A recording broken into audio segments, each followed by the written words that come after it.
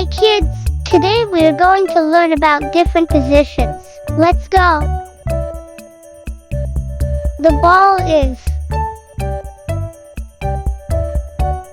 under the table.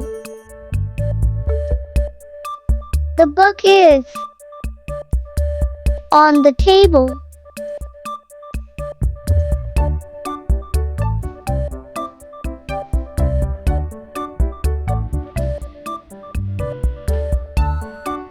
The boy is inside the door.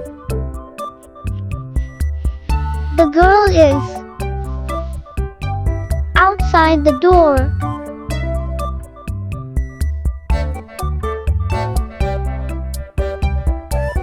The bear is sitting in front of the box. Great. The bear is sitting behind the box.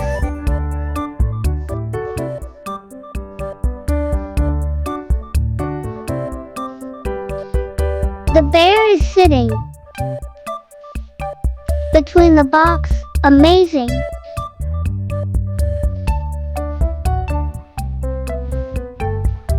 The bear is sitting next to the box. Amazing.